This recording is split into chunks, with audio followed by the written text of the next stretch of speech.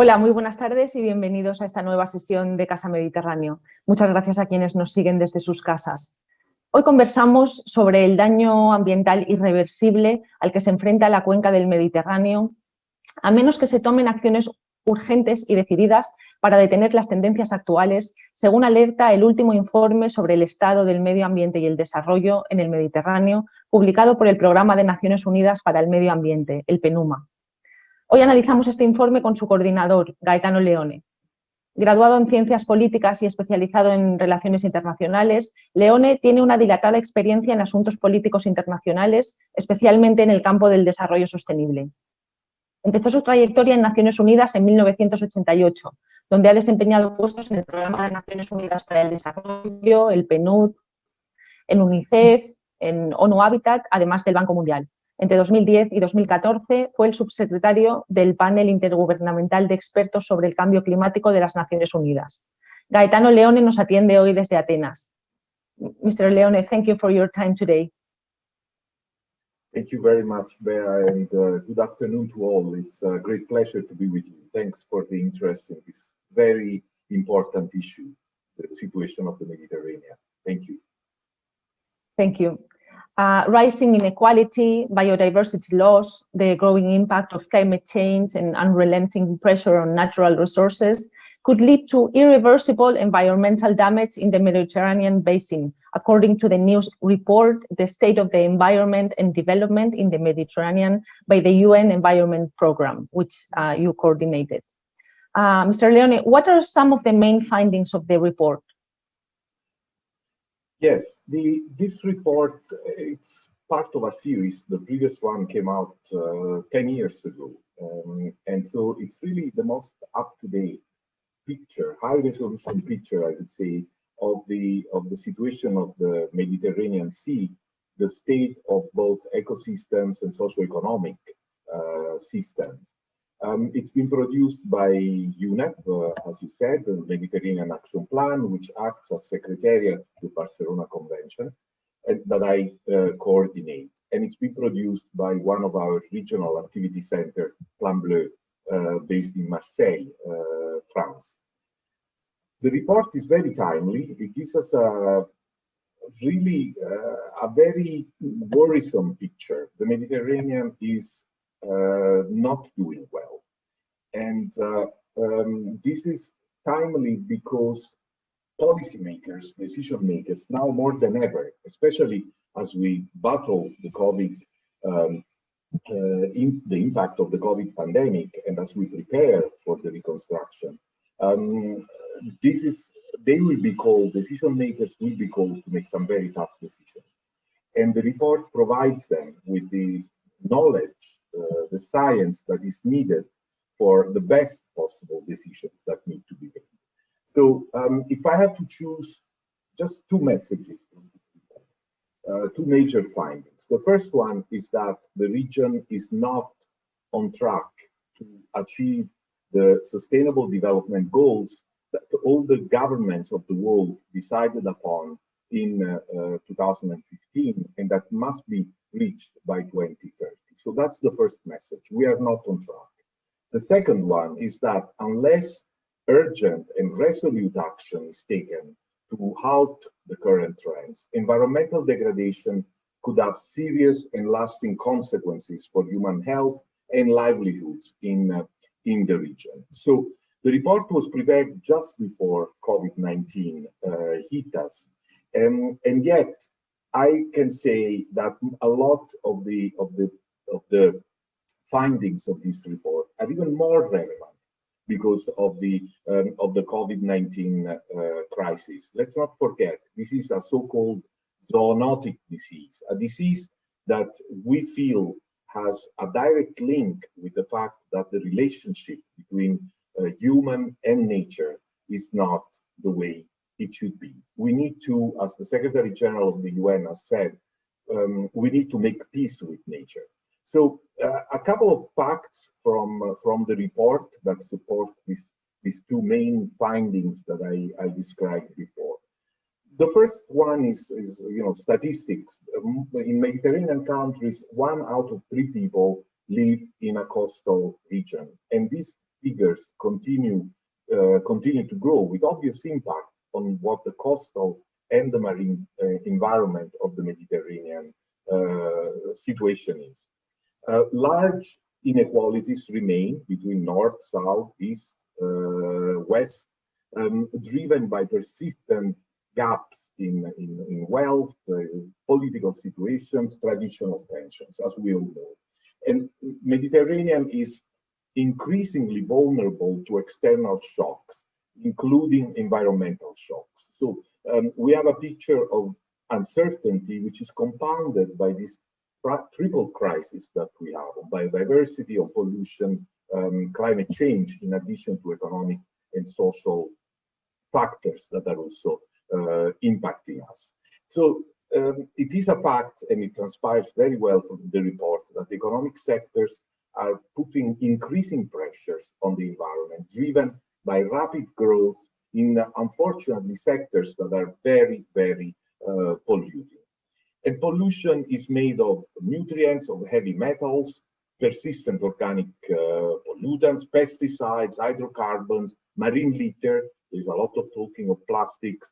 So we are far away also from reaching the good environmental status, which is so dear to all of us around this region.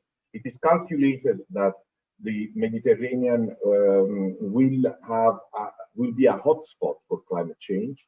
So we'll have an impact from climate change that will be much higher than elsewhere in the world at the global level. Although we need to say that the Mediterranean is also a hotspot in positive terms for biodiversity. Here, up to 14% of the world species are estimated to be in the Mediterranean. So a very diverse picture, which, however, asks us to pause and say, how can we start a green renaissance, which is what we argue for in this region at a moment of such profound crisis, exacerbated also by the COVID pandemic. So Leone, you mentioned that this environmental degradation could have serious and lasting consequences for human health and livelihoods in the region. What are the numbers we are talking about, and what is the severity of the situation? Well, let me give you one to start with, which is pretty staggering in my mind. So 15% of deaths in the Mediterranean are attributable to preventable environmental factors.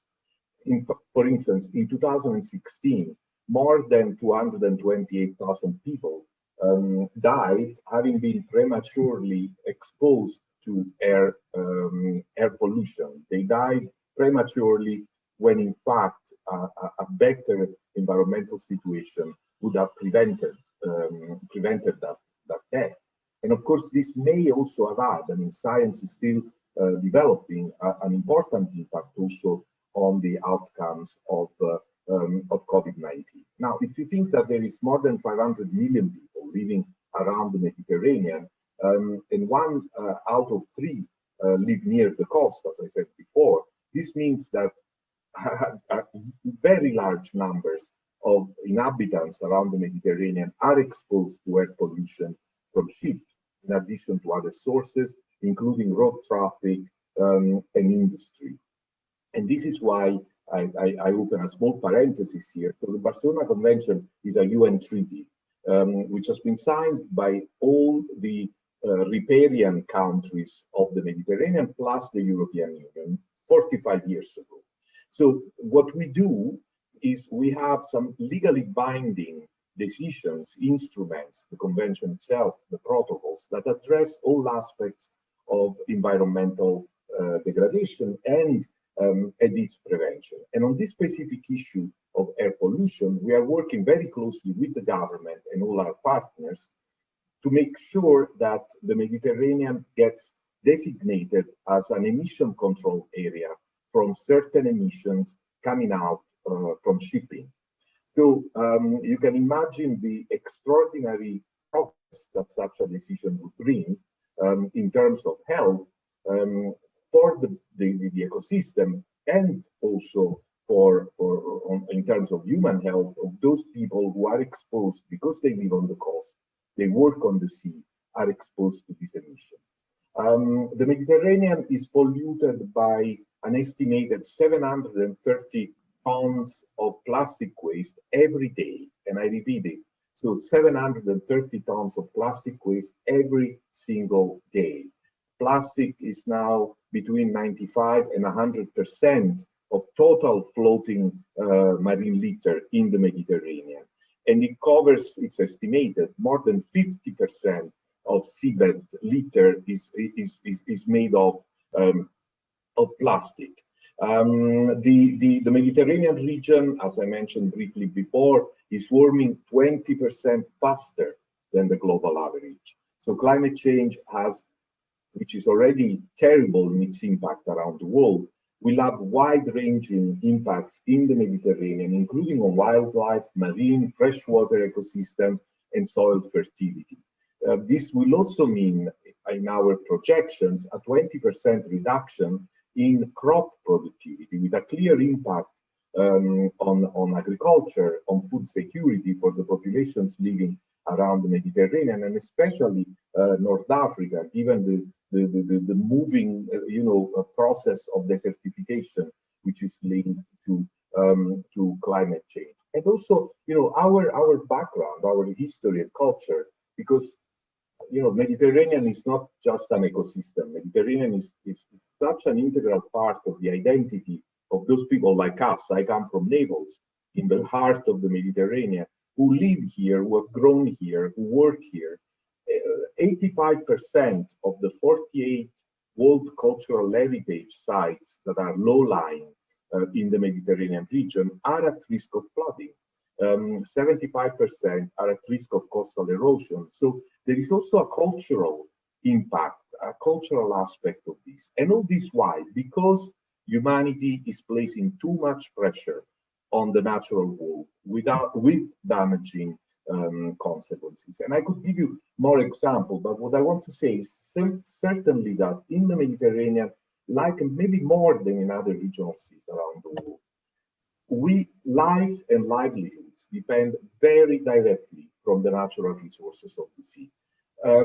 Let's think of tourism, but of fisheries, of all the good stuff that happens around this region, in the cities, in small villages, all the economic activities that are here ensure livelihood of the people. All this is based in its majority on the natural resources, especially our beautiful sea. And let me refer here to another data that I'd like to share with you. The governments of the world had committed already to reach 10% of surface of the sea as protected areas. In the Mediterranean, we are far from it. There is a very big number of marine protected areas in the Mediterranean and other, area-based, what we call conservation measures. These reach up to 9%. However, the point is, of this 9%, only 1 out of 10 has a proper management plan. So the designation is not enough. The designation of an area, and we see so many around us, and that is absolutely a fantastic achievement, although not yet in line with the targets agreed by governments. But having such a designation is not enough. You must have investment. You must have a way of managing these resources that makes sense, that really ensures sustainability. Mr. Leone, as you just mentioned, the Mediterranean region, one of the world's most coveted tourism destinations, with over 360 million arrivals in 2017, and one of its busiest shipping routes, is polluted by, as you said, an estimated 730 tons of plastic waste every day. I would like to ask you, is in your view, action being taken to tackle this issue? Yes, I believe there is a paradox. This is, yes, it's the second most visited destination, for instance, for the cruising industry. In at summertime, the coastal population goes up of 1/3 because of the arrival of tourists. And I don't want to, absolutely far from me, to demonize tourism the way I far from me to demonize plastics. What I'm trying to say is, because this is, livelihoods for many, many thousands, hundreds of thousands of people around the region. And we are proud of our tourists. We are, a traditionally very welcoming region. We do want to continue this to be, a meeting point of people from all around the world, because it is such an extraordinarily rich and welcoming region. However, the paradox is in the fact that these tourists come here. Why? Because they expect to find the blue water, the pristine beaches, the fresh fish just taken out of the sea, which is part of the famed Mediterranean diet. So for all the beautiful good things that unfortunately they have on which unfortunately they have such a bad impact. So this is the paradox that we need to, the balance that we need to find, and the paradox that we need to address. We've seen, the COVID-19 pandemic has dealt a severely disruptive blow to tourism in the Mediterranean, like everywhere else in the world. This is an industry that, at the global level, is worth more than 10% of the GDP, and this is as an almost complete standstill nowadays. The World Tourism Organization estimates that 1 out of 10 jobs worldwide depend on tourism, and this situation is equally, more or less the same. 11% of total employment in the Mediterranean countries and 11% of their GDP depends directly and indirectly on tourism. So the stop of tourism given to COVID is having devastating consequences, especially for the more vulnerable and poorer communities around the basin of the Mediterranean. Now, what can we do for this? We do need to keep in mind that tourism generates considerable environmental damage in terms of habitat loss, as I said before, increasing water consumption, waste production, as you mentioned, also in terms of marine litter, water pollution, the noise for especially big mammal species that go around the Mediterranean. And in addition, the profit doesn't necessarily get invested in local development. On top of the tourism, the Mediterranean is also the avenue for 1/3 of the world trade that goes through shipping. So imagine 30% of that, not necessarily stopping in the Mediterranean, passes through this channel from Suez, the south of Sicily, north of Malta, and then out on Gibraltar. So all this is a huge pressure on our natural resources. Now, is much being done? Certainly, there is a commitment to do. I mean, we can talk more about plastics, but also in general, the Barcelona Convention has led to the agreement among governments on a number of protocols that deal with shipping, with pollution emergencies at sea,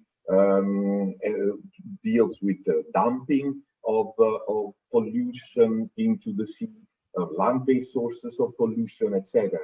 And but how can I put this? The commitments not necessarily go hand in hand with the investments that are required in order to, switch to a greener future of the Mediterranean and for the world, for the entire world. So, as Barcelona Convention, we have identified some paths for a green renaissance, and I go back to this concept because, in our own region, what happened after the Dark Ages, the moment of standstill? What happened is that the creativity, which is typical of the Mediterranean, the industriousness, the access to financial resources, the access to a very vibrant civil society, the amount of resources of all sorts, scientific, financial, that are being mobilized to respond to COVID-19 give us an opportunity here. We need to respond in a way that ensures a better future. And for tourism, this means development of an alternative offer to mass tourism, one that is less seasonable, that is more environmentally sustainable, that benefits the local community, that is based on rural and cultural assets, because what we want is to decrease the footprint of mass tourism, better education of tourists and of receiving communities, linking better strengthening the links between tourism and other sectors of the local economies. For shipping, and I will stop here on this question. For shipping, I think what I mentioned already before in terms of a movement to reduce the emission of sulfur oxide deriving from ships in the Mediterranean would in itself bring huge benefits to cities, coastal cities, and in general to people who live around the sea. And this is, this is not a dream, because there are other regions in the world, North America, China itself, where this issue is already being confronted and discussed, and the immediate costs that it may have is nothing compared to the benefits, also economic benefits, that will come in the medium and longer term. In addition to what you're describing, the presence of more than 1,000 non-indigenous species also poses threats to biodiversity. And as you just mentioned, the region is warming 20% faster than the global average. How can we protect the Mediterranean for present and future generations? Well, you see, biodiversity is, I said it, the Mediterranean is a hotspot for biodiversity. It is unique richness. I mean, if you consider how small the size of the Mediterranean is compared to the wider oceans covering our planet, the idea that up to 14% of species are found in such a small area in itself tells you how urgent, when we consider the very high pressures that these resources are under, the need for an urgent response is more than ever present. This is nothing new. We've been working on this for more than 4 decades. We are now, this is for many, at the global level, this year is meant to be the biodiversity year, super year, it's been called, because the government of the world are agreeing on a framework, on what will come, on an action plan, starting this year, 2020, as soon as it's approved. Unfortunately, COVID has slowed down these efforts of negotiating and signing off such an agreement on biodiversity. But we are doing a parallel process because we look very much at the global commitments of governments to translate them into the regional commitment. We are looking at that also at Mediterranean level. Our regional activity center in Tunis that deals with Barcelona is working on an action program, a strategic action program for biodiversity for many years to come. And certainly indigenous species, as you said, there is a very, very crucial factor in the Mediterranean. The Mediterranean is a semi-enclosed basin. It's a small pond if you look at it on the wider planet level, and it has a number of pathways that bring indigenous species in, and these pathways are either waterways, the ballast water on ships, canals that exist, the rivers, and more than 1,000, as you said, the non-indigenous species have already been identified. The hotspot is in the Levantine basin, and the consequence is that there is a decrease or a collapse in native species populations. Out of these more than 1,000 identified, 618 from our calculations and from the studies that have been done are already established in the Mediterranean. So once again, human activities, shipping, opening of pathways, river pollution, ballast water, which is all dropped into the Mediterranean, aquaculture, trade in living marine organisms, fishing activities, aquarium exhibits. There are many causes for this situation. And climate change, of course, because waters are warming up. And so there are new species that come in, invaders, so to speak. Now, this is a real issue, and it has economic impacts. It becomes also a political issue, of course, because huge financial and trade factors are at stake as I said before, on issues, for instance, related to shipping and canals and waterways. So we are approaching this, first of all, from the scientific point of view to understand, and the report also contains a number of indications on this. But we are also approaching it by bringing all the governments around the table. And you'll be happy to hear that the Barcelona Convention, in 45 years, we have never failed to bring all governments around the table. The meeting of ministers that took place in my home city of Naples in December 2019, because Barcelona Convention meets every 2 years, that meeting had representatives from all the 21 countries that are contracting parties. And so you had France, but you had Syria, and you had Lebanon, and you had Libya, and you had Spain and Italy, and Egypt and Israel, and they all come, and there is a clear commitment. It shows that environmental issues at the regional level do mobilize the attention, because this is our survival. And the environment problems don't know boundaries. It's been said a million times, and nobody, not a single country, not even the power and the might of the European Union, can make a difference in the Mediterranean unless everybody is on board. So we are approaching this with the same spirit and building on the same commitment of countries and of partners that has been shown real for 45 years. You have been calling, and I quote what you just said, for a green renaissance in the Mediterranean. What does this exactly mean, and how can it happen now?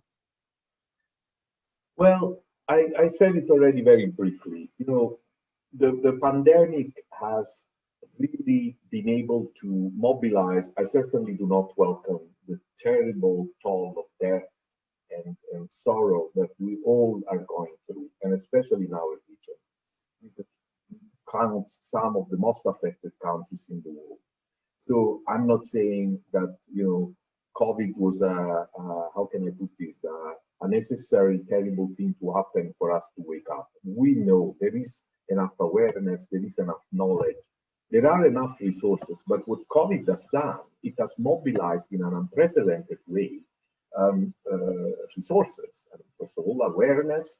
The cute things that we saw at the beginning of the pandemic, and people were so happy with the blue sky and happy for these consequences, of course, the positive impact on environment, lower pollution, etc., have demonstrated, if there was any need, that the environment is suffering from human activities. When you lower, for whatever reason, reduce those activities, there is an immediate positive impact on environmental factors. But I'm not saying that was necessary or was good. What I'm saying is that COVID has mobilized such levels of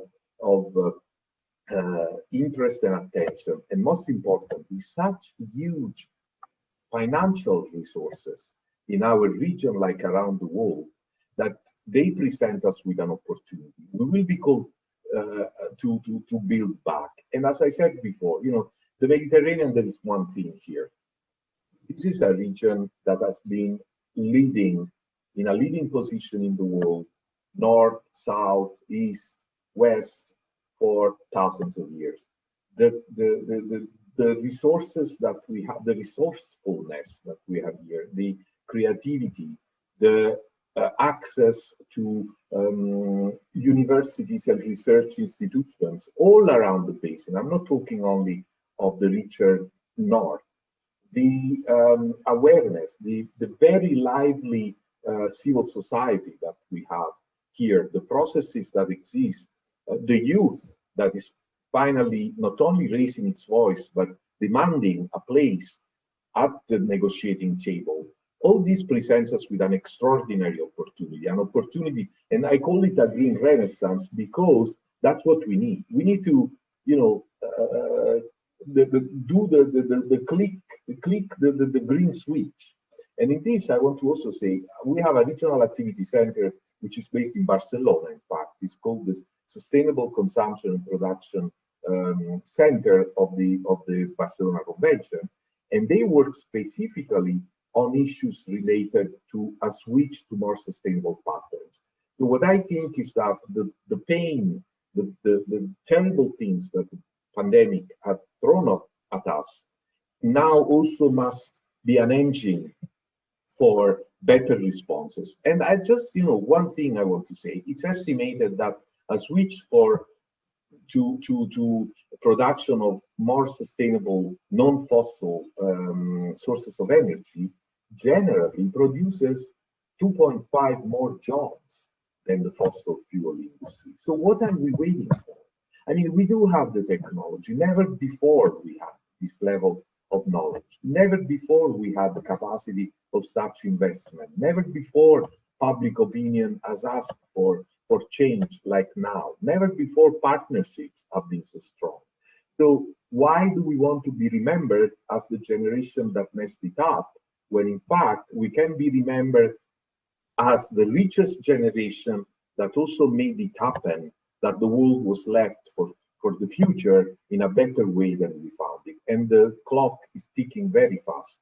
Anything that we do now will have positive impacts only after decades, if not centuries. So this is really a call for action for governments, but it's also a call for action to our partners, to our individuals.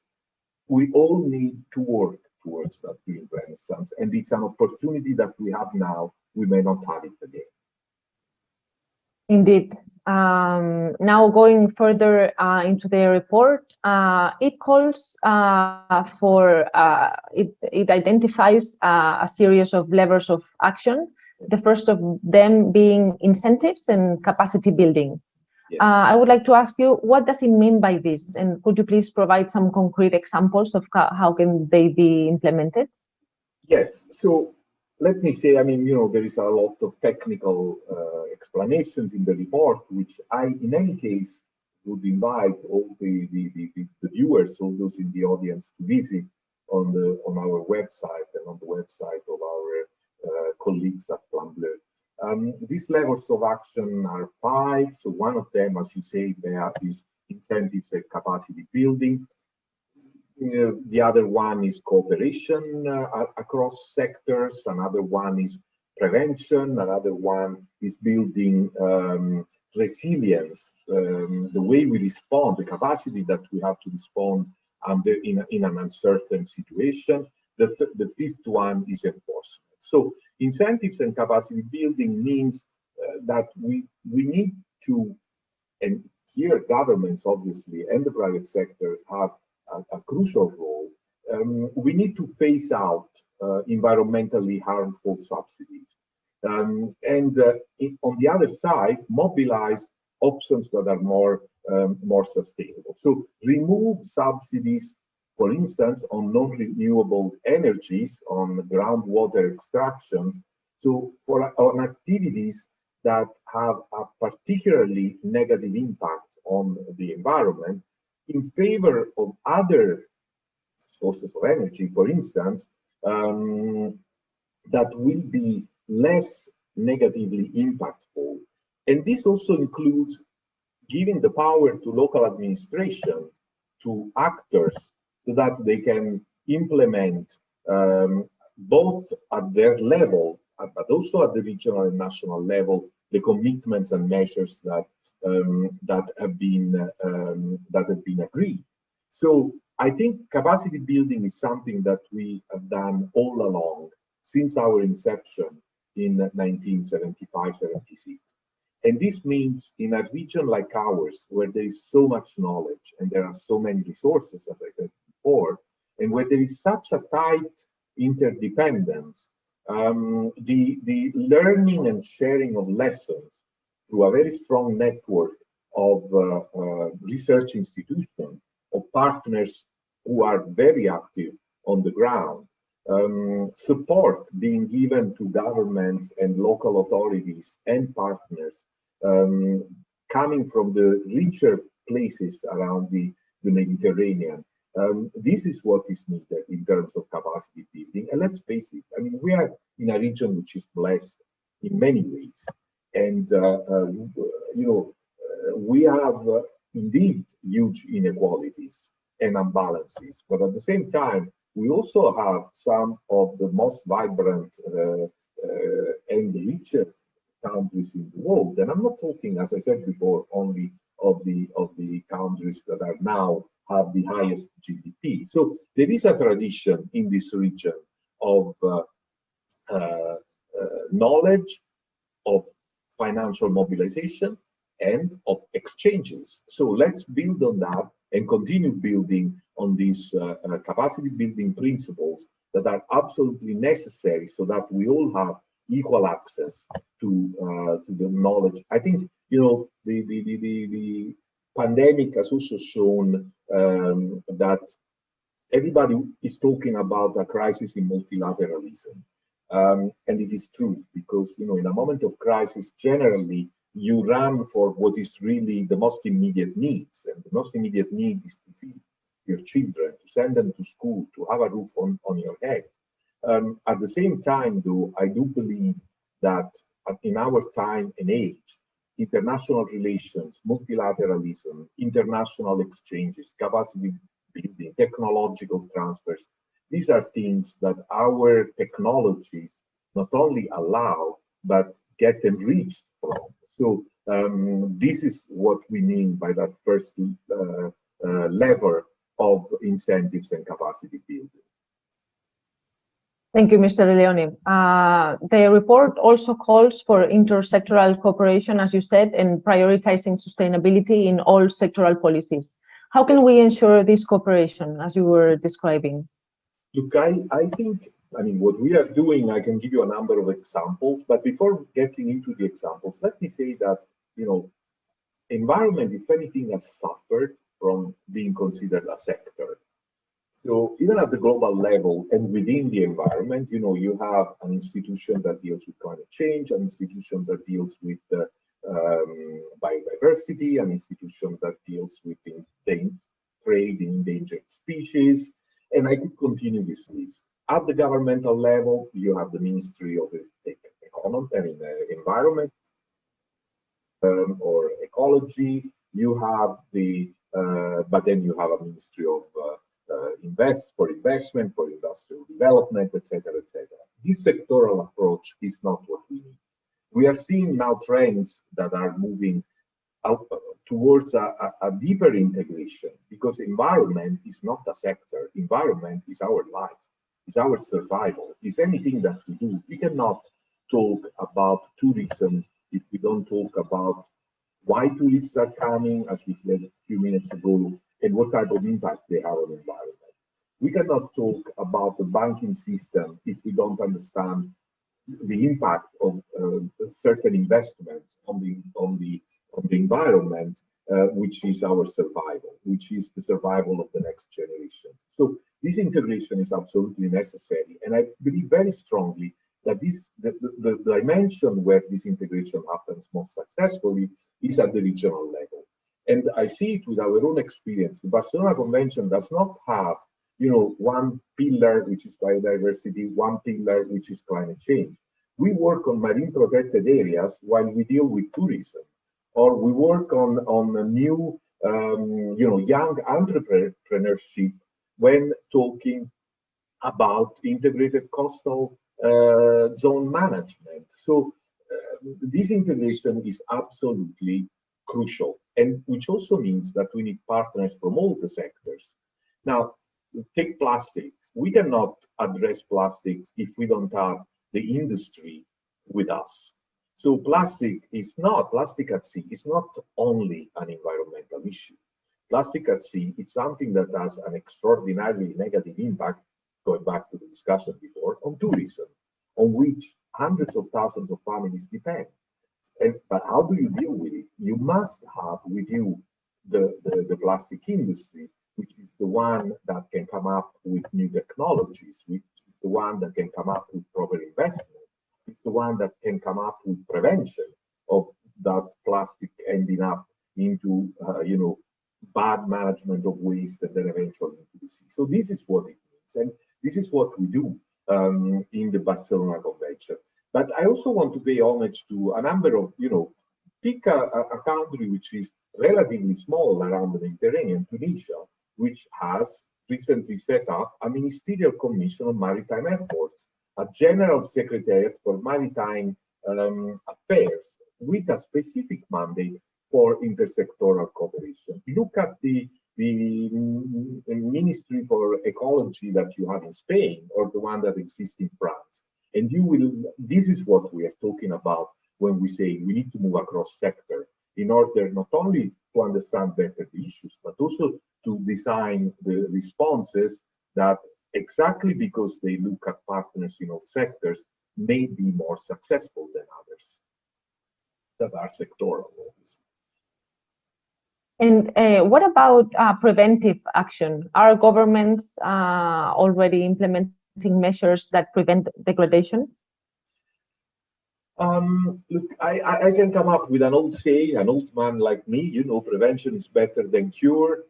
This is what we've always said, and it's a truth that applies in everything that we do. Any evil, if you can work on it before it happens, obviously, that is much easier than then spending inordinate amounts of resources and energies in looking for solutions that are more and more complex to find and design.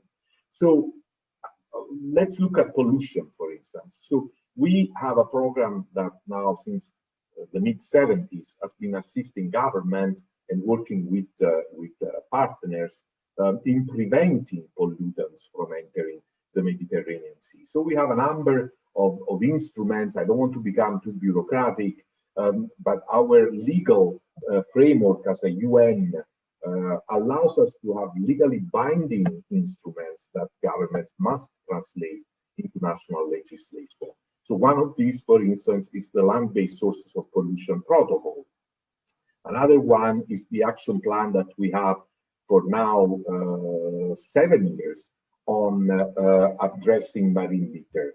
And yes, pollution has a crucial role in all these instruments. The center that is based in Barcelona that I mentioned before works on this, for instance, by supporting resource efficiency, cleaner production and pollution prevention as ways for small and medium enterprises to become more competitive, promoting initiatives for innovation and entrepreneurship will contribute into a more sustainable life and livelihood for citizens.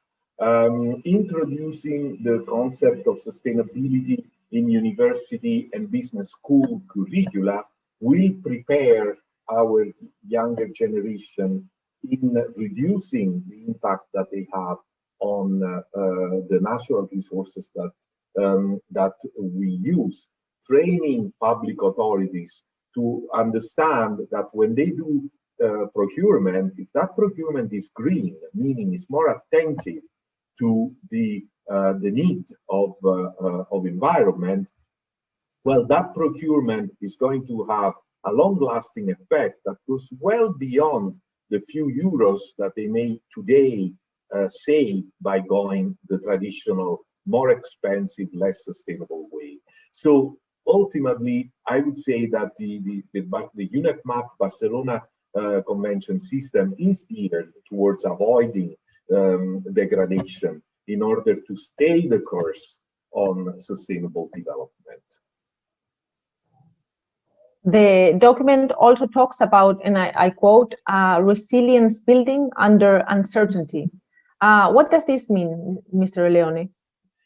Well, this was, as I said before, the report in its vast majority was prepared before COVID. So up to the end of 2019, beginning of 2020.